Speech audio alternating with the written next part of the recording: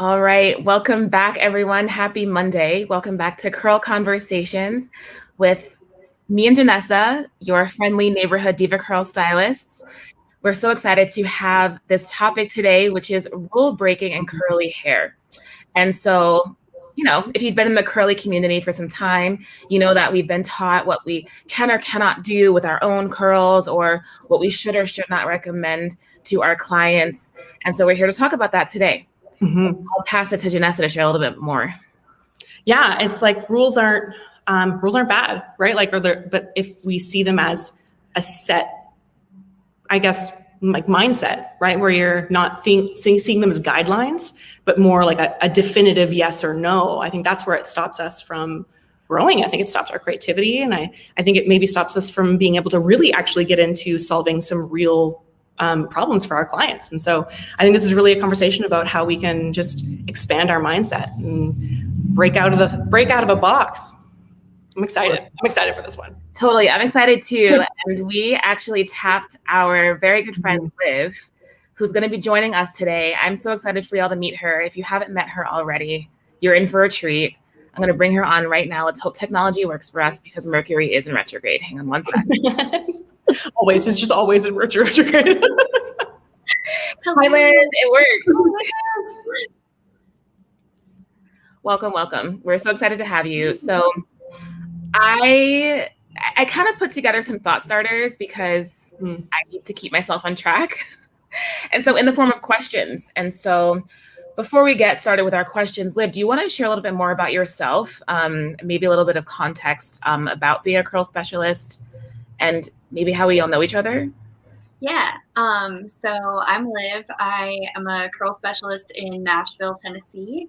I started doing curly hair about 4 years ago, and I met Faith and Janessa because I was an educator for DevaCurl.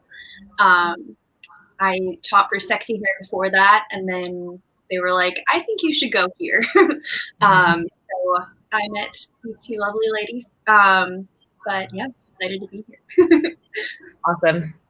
Thank you. And so I have some questions for both of y'all. And to be clear, so I know I'm a hairstylist by trade, but I don't take any clients in any salon anymore. And so I thought I could be the one asking y'all questions. And, I'm sure I can weigh in with some experiences for myself. And so the first question here, and this is kind of to get us started, is what are some perceived rules or what are some things you learned from the curl community that you believe are not true for all people, or maybe these rules are not inclusive of all people's experiences with their hair? Janessa, do you want to go first? Yeah, for sure. I'll go first. We're all just so polite. We're like, we don't want to interrupt anyone. No, I'll go first. Yeah, I think I think. I mean, I don't want to like take a cop, but I honestly think that, like I said, before in the beginning, I think just the concept of there being rules, I think, is sort of a misuse of that kind of information. Is like there is no definite yes or no. There is not a one size fits all situation. I think in the beginning maybe they were good guidelines for all stylists who were learning and anybody who was learning on their own journey. But I do think that just the concept of a locked set of yes and no guidelines, that alone is like not a one size fits all situation. I think that like on top of that is like dangers of protein. I think protein can really be beneficial for a lot of people, and so I think a lot of those rules are just like too confined for such a broad, like they're nuanced, and they're too nuanced for such a broad range of potential solutions. Totally. So let's get into some specifics. I'm going to ask Liv to share maybe some perceived rules that you're just like, no, absolutely not. Not everyone has to do this, and this is not a thing. I would say co-washing is probably the number one for me. I feel like a lot of people get into the curly method and they go straight to like Facebook groups, and it's not always like perceived as accurately. Like a lot of people just go straight to the groups and kind of take everybody's word for what the book said. and it's a little bit different. And the book's like 20 years old, so things have changed. But with co-washing, I think that's something that like very few of my clients do well with, just exclusively co-washing. And then any form of like curl typing, not super a fan of. When it comes to like finding product, there's just other things that go into that. So there's some rules that I do definitely stick to, but I don't think that there's any like one rule that I would use on every single person. I totally agree like with the co-washing thing too. I remember like a moment in my career where I was like, this isn't working for everybody, but why am I continuing to say that this has to happen? Like I was like, wait a second, why? No, use other options that are better for you. Yeah, totally. I think that as a stylist, those things even keep us like in this lane, right? Mm-hmm. Yeah. Yeah. I know that even for myself, with when I used to be seeing clients, and when I first big chopped, let's go back all the way to them. When I first big chopped, maybe like 15 years ago at this point, there were a lot of people doing co-washing, and I personally would always prefer to co-wash, and I dreaded shampooing my hair because at the time any shampoo I would use was so stripping. Right. But thinking now, I think it's really important for us to understand how we need to really cleanse our scalp, and we need to have a thorough, we need to have a thorough washing, a thorough shampoo. It's also okay to do a combination of all those. Like if you want it, yeah, you know what I mean? Like do it all. Don't just stick with one thing. Like if you can co-wash, but also try something else. Like it's okay to have multiple like answers for yourself too. Yeah. Yeah, for sure.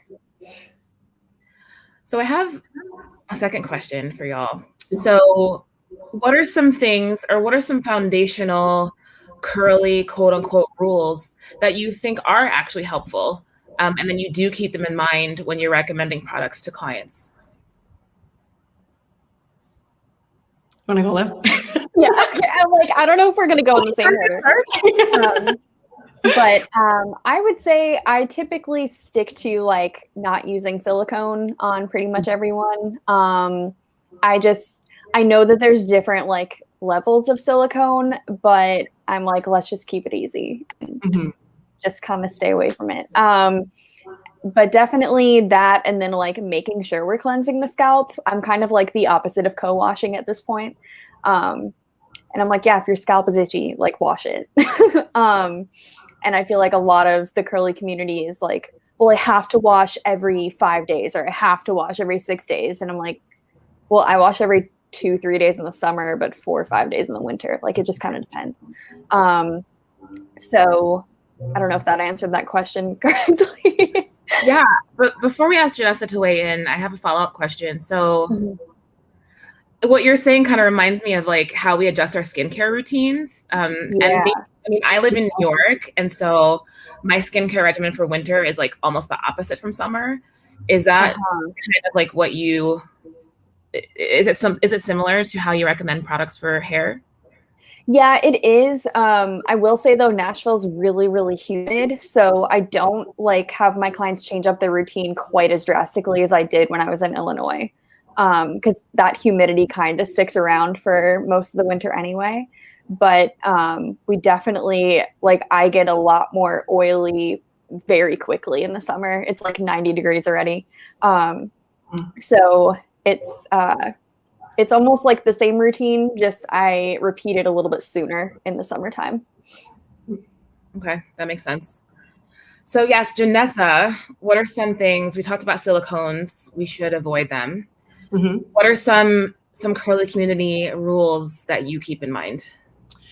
I like just saturation, like how wet, applying your products in the shower. I think like how that's always a standard. That one, even like regardless of like wavy, curly, coily, that's something that I think is as wet as you possibly can get your hair. How you do it is different. based on your own hair type and your density and your, your own texture, but it's how, like, it's saturation over wetness. I think that that's always a big key. And with some hair types, I have some clients when I like style their hair, and if I flip them over at the sink, or if I show them like their hair just, won't release water, because it's all about internal saturation and how to really get the hair really, really wet and not have it just running off your hair as much as possible, if that's possible with your hair type. But that's the one that I think that I will always use as an anchor. Everything else, I don't know, I kind of play, I like to not, sometimes I don't even like to have the same rule on the same person 2 times in a row. I like to play as much as possible. I mean, that's how I feel like I learn the most as a stylist, but that one, I will never change that rule. Yeah. So from both of you, I'm kind of hearing y'all say that, there's certain things that we learn as hairstylists to look for that maybe, if you're not a hairstylist, you wouldn't look for on your own at home. And so how often, or when should I like contact my stylist about doing a thing before I do it with my hair? Because Liv, I saw on your feed recently that you were doing certain treatments because you saw like, okay, let me address like buildup in the hair. Let me address like well water. Like how can someone know how to do this or when to do this without a stylist? Should they even try to do anything like this without a stylist, etc.? That's a good question. I think when it comes to like removing buildup and things like that, I typically tell my clients, like if you're doing the same routine and it's just not working, and it was working at one point, that's pretty much a sign that like we need to do something. I wouldn't say I would like stay away from clarifying and things like that at home, but I think it kind of comes down to like assessing like, is there damage or is it just feeling like it won't hold a curl or things like that? That's a really good question. I think I'd like to hear what Janessa has to say. No, I'm on board with you. I think that's how I would say it with my clients. Like if you notice any change in your hair whatsoever and it doesn't feel like it's the same, like, or it's, it could be seasonal, it could be anything really. It could be buildup, it could be a bunch of stuff. Yeah. If you notice any change in your hair, then there's something happening for sure, right? Like, well, I mean, like I always go back to this line and I'm sure I'm just going to annoy people with it, but like I'm an expert in the science of hair. I'm not an expert in your hair. You are, right? And so anytime you notice a difference of anything in your own hair, then it exists. There is something. So let's figure out what it is. Now, figuring out what that journey is can be way challenging on your own and can kind of almost sometimes take you down a rabbit hole that almost has you trying everything and things that are just a waste of your own investment, a waste of your own time, and can even just work in the opposite direction and not necessarily help, but go in the opposite direction. As stylists, we know what we're looking for, and a lot of it will come down to not necessarily even like, sometimes it's touching your hair, sometimes it's, I mean, that's me, at least as a stylist, like I'm totally sensory. Like I can't see something and tell you what you need. I need to touch it dry and I need to touch it wet. Like I need to get my hands in your hair both dry and wet. And then I can find out based on how your hair absorbs water, and whether that's changed for you individually, whether there's something that we can do. So it's like, it's all about, it's a sensory experience for me all the time. But once we get to that solution, once I know what it is, we can definitely get you, I think we can clear the path with like an easier way to find those solutions for you, and do it in a more time effective and probably cost effective and, all those wildly effective ways that help you instead of take you in all these random directions. There's so much information. Yeah. So much information. It's hard for me to like feed through it all sometimes. So, yeah, definitely. Yeah, there's so much information, and I'm even reflecting for myself. So before I started understanding what different products were for, I have a product graveyard. I still have this product graveyard.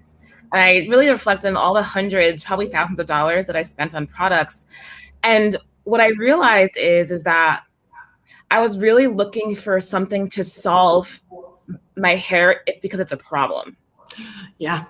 And I was taught that, okay, like if my hair isn't this level of defined, then it's not as attractive or it's not as quote unquote professional. Yeah. What do y'all think about like, I kind of sometimes think that, we kind of overthink hair. Like we kind of overthink hair. For me, the whole point of why I wanted to stop relaxing my hair, well, not the whole point. Part of the point was that I wanted to ease up on my regimen and think about other things in my life. Any thoughts on this? Yeah, so many thoughts on that. I 100% agree. I think it's you can actually have fun with your hair. You actually get to use it as a form of expression. You get to use it as a form of, and those are the rules, like this idea of a frizz-free. Like I would say if there's one rule I use, it's saturation. If there's one rule I will never use, it's always live your life defined. Like that's not a thing. You don't have, like, those things are when it starts to be an aesthetic conversation, I'm out. I'm checked out. I'm done. I'm out because I don't think that's not something anybody should dictate what anything is at all. Like that's a me, that's an individual thing. And my job is to help you achieve what you feel is authentically you, regardless of what that is. And what that should look like. There is no set of rules on what it should be. That is a conversation I think is like, we need to have it. It's conversations that need to be had, but it's not a rule at all. Zero. Yeah, for sure. I get angry. Yeah. Oh. Bring that energy. That's a Canadian anger right there. Yeah. Yeah.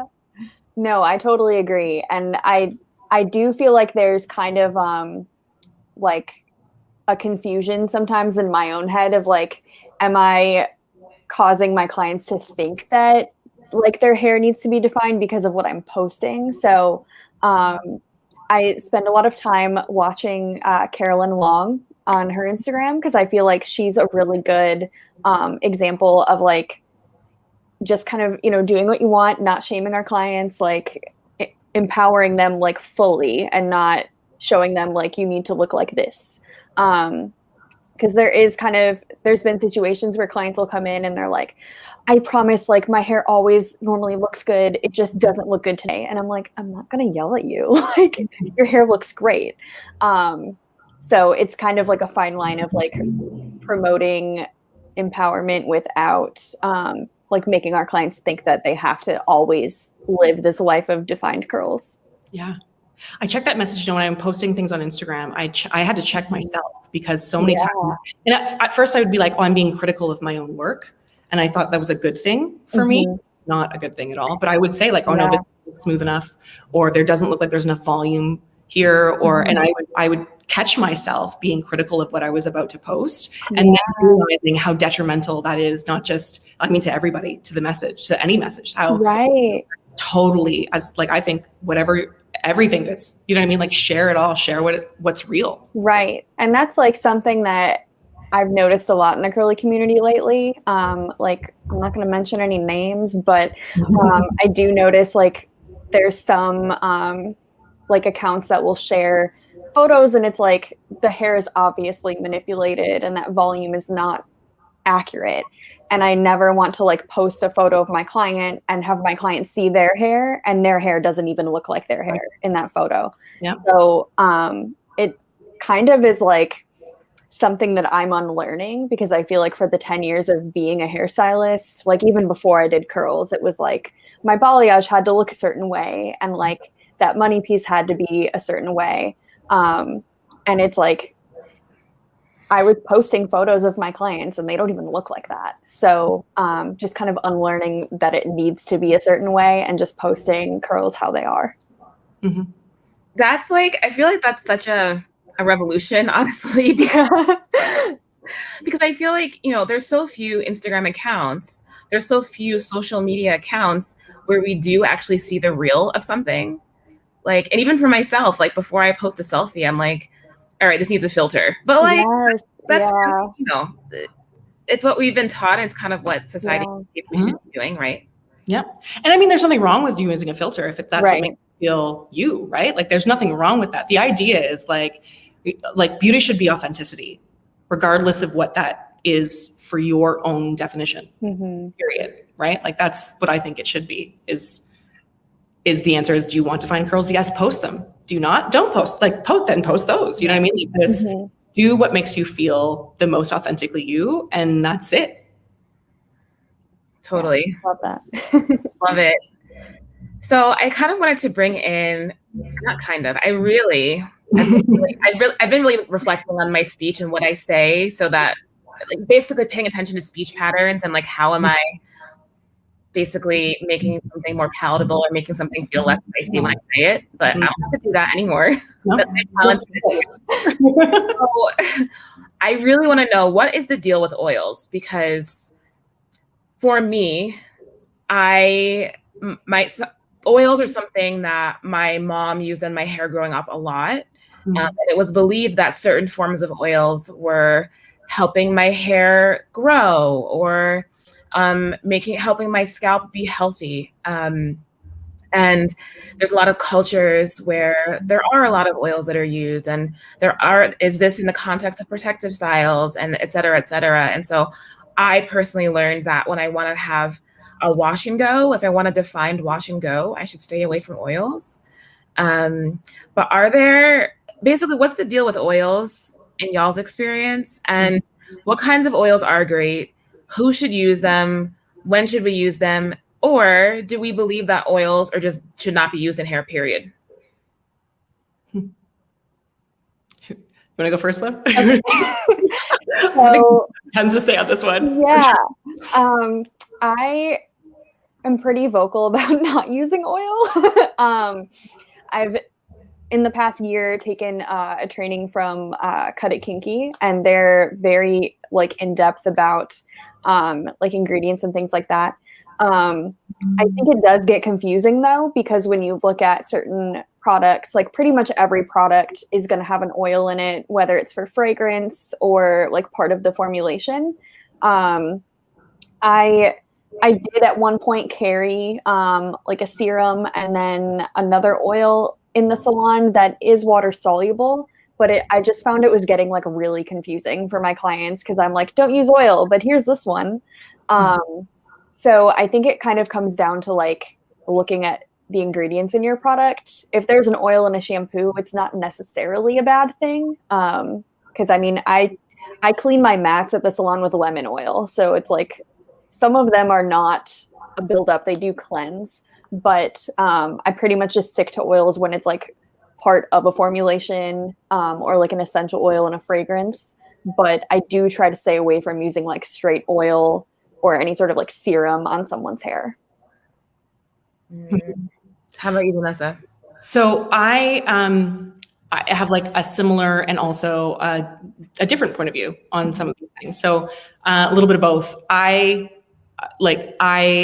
think that not oils are the same. They are not painted. Right. They're not equal, for sure. I think that any oils that are used in beauty products, they go through a process of refinement that make them much more sort of easier to use. They small molecules, easier to break down. They're there for a purpose, and they're there to help.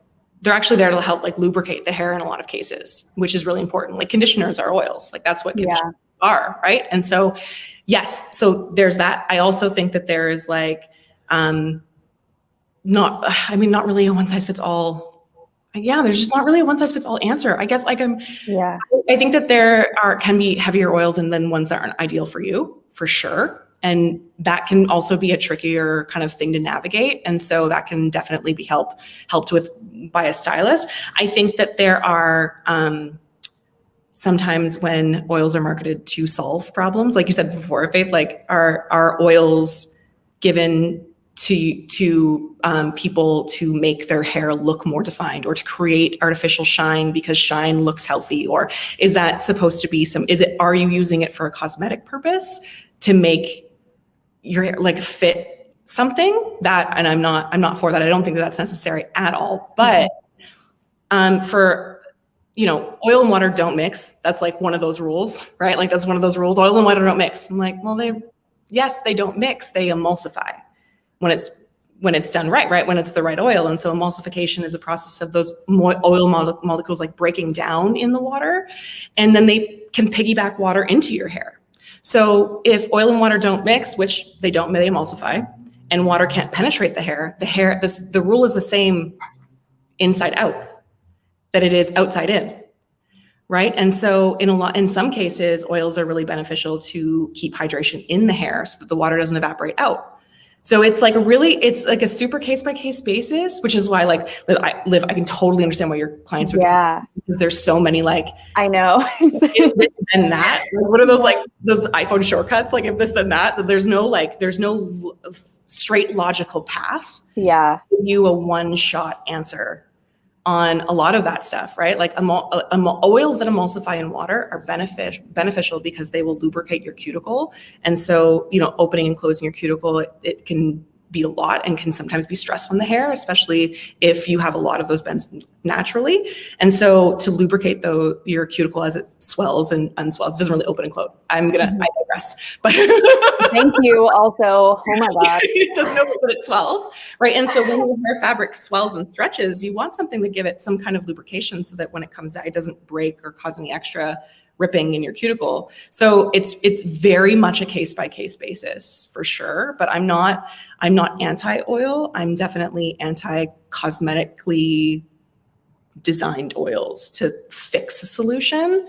I'm there when they're beneficial to help support healthy scalps, because that is a thing. Healthy hair for sure. Love that. Also, who said that stylists weren't also nerds? Because this was like the nerdiest part. They're very how sciencey can I get? Because I'm gonna get it, and but I will. Listen, anything you want to know about science and hair, ask a stylist. We know. Or their partners. My boyfriend is even pretty good at it now. That's true. Actually, I feel that's a whole other episode. The fact that my fiance ditched the 2-in-1 shampoo and now has a whole regimen. Yeah. Is just that would actually be an episode. Yeah. We'll just bring them in. See what they've learned from us. We should totally do that. That's a good idea. Oh my gosh. So yeah, I have another question for y'all. So I shared before about I was searching, or I feel like some people are searching for curl solutions because they feel ashamed about their hair.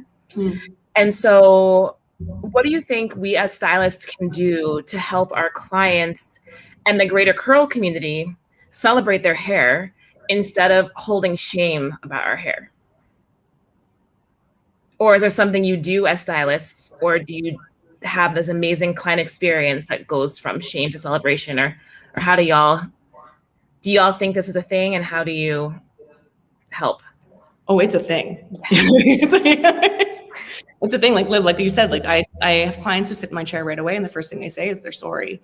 It's some kind of apology for, I'm sorry, my hair usually, I'm sorry, I'm on day 4, and it's it's pulled back, or it's so, the apology, the feeling, the need to apologize is there for a reason, right? And it's there because there is some kind of I think these rules, or not these rules, but any set of strict rules that can be, it's almost kind of sets you up to think that your stylist is judging you when you come in and when you sit but that's not the case at all. I think the way we celebrate, we celebrate all hair textures is by just celebrating authenticity, and to be, as a stylist, to listen to the needs of the specific client, not to try and fit the client into the needs of the rules. Yes. I would like to reverse that. I think that's how celebration starts, is, that's where you high five, is I'm like I said, I'm not an expert in I'm not an expert in your hair. You are, and I'm just going to help you get to that point that makes you feel most authentically you. That's how you celebrate that. And then share it with the world. Yeah. Yeah, absolutely. Yeah. And I think a lot of it has to do with just listening, because it's a lot of curly clients come in and they don't feel heard. And that's a lot of times why they apologize so much. Mm-hmm. I don't think I have a single client who has not apologized to me when they sit down. It's the first thing that comes out of their mouth. And they'll do it, second, third, fifth visit too, because it's just so ingrained. But a lot of it, I think, is just listening to them, and then showing them how easy it can be to like bring out their hair's potential. Because I think a lot of times, you know, they get into the internet and like YouTube University, and they're like, okay, so I need these like 400 things just to make my hair manageable. And I kind of hate the word manageable when it comes to curls also. Yeah. But it's like being able to show someone like literally all you need to do are these few things and that's it. And just kind of allowing them to see like how simple it can be, and just listening to everything. Like I've had clients come in and they're like, so when I was 4, and it's like we start from the beginning. So it's not just hair anymore when you do curls. Totally. Really not ever only about the hair. It's like, I feel like someone told me the other day, and I've been sharing it ever since, that this is probably a whole other episode, but someone told me that hair is a metaphor for equity. And I have been stuck on that for like the past 2 weeks. And I'm gonna be stuck on that for the past 2 weeks. Like that's already rolling in. Like, wow. Yeah. So the kinds of things we can talk about, like you can literally like unpack someone's entire childhood trauma just by talking about their curls, right? Yeah. Yes. Well, we'll definitely have an episode about mental health and therapy because that's a whole other can of worms. But the last thing I wanted to ask y'all is, if you could be honest with every single hairstylist, like ever, what is the one thing you'd like for them to know about caring for clients with curly hair? I think it really would be that it's not just hair anymore. And you really have to like be open to taking on a lot from your clients, as far as like, we kind of have to listen and let them like guide their experience, because they haven't been listened to for so long. I think there's a very popular trend in like reels and TikToks right now that's going around with hairstylists talking about when a client sits down and they say no one has ever been able to do their hair correctly and that it's a red flag. And every single time I see it, I just cringe because I'm like, that is not true. Like anytime a curly client sits in my chair and they tell me that, I'm like, you're probably right. So really just like being able to kind of like also swallow your pride in trying to be an expert. Because like Janessa, what you said is true. It's like, we might be, you know, experts of the science of hair, but we're not experts of our clients' hair. They are. So we just kind of have to be open to always learning and always kind of unlearning at the same time, and being like a therapist on another level. Yeah, for sure. I 100% agree with everything that you just said. Like, I think that that's like, yeah, there are no red flags. Yeah. That's not a thing. Like, right? Like it's a communication breakdown. That's what that is. Right. And then so that's what is first. I would say to anybody who is wanting to take on curls that, if you're new, it's okay to say that you don't have the answer, but you'd like to listen to their experience so that they can help you with the answer. The truth is because hairstyle, we have the science behind it, right? It's just like, for some reason, there's like this fear, I think, associated with curls because it's like not taught in hair school. It's not really a discussion. And so we have this picture painted in our mind that curly or textured hair, like wavy, curly, coily hair is like this like really challenging discussion because nobody wants to talk about it. Like, and it doesn't really maybe prep you in the same kind of a way, but it's really not, you have the science of hair is the same. It's just levels of needs of those specific things are different. And so you have the answers. Like a stylist, you have the answers. If someone's telling you that their hair is dry, then they need more water. Like there are really simple answers. I think they're just like, you know, be okay with listening. If you feel like you don't have the answer, get as much information from them as possible. And it is so much more important for you to say, I don't have the answer for this, but I'm going to find it. And I would like to help you on your journey. Yeah. That I think is a much more important thing to say when you are at any stage, like at any stage. I've been doing curly hair for 12 years now, and I will still say that. I think that's really important. Yeah. Yeah, absolutely. Totally. I'm just thinking about so many things right now. So I knew this was going to be such a good one. I was so excited. I'm excited for that. and I hope we can have you back again. I would love that. So I feel like we could just talk about so many different things. Yeah. But to close us out, do y'all have any final thoughts on this topic as far as what rules are and what curls should be doing? I don't know. Yeah, just curls. Mine would be a recap, right? Like, yeah, curls are supposed to do what you want them to do. That's the only rule I think that there needs to be. Curls are supposed to do what you want them to do, and then it's working. Yeah. Yes, I love that. Well, thank you so much, Liv, for coming on with us. Thank you for having me. And thank you so much always, Janessa. It's always a pleasure. We will be back later this week with the topic. We're going to dig a little bit deeper on curl typing systems later this week. So be sure to put your notifications on and subscribe to this channel. And we'll see you soon. Thank you. Bye. Bye, everyone.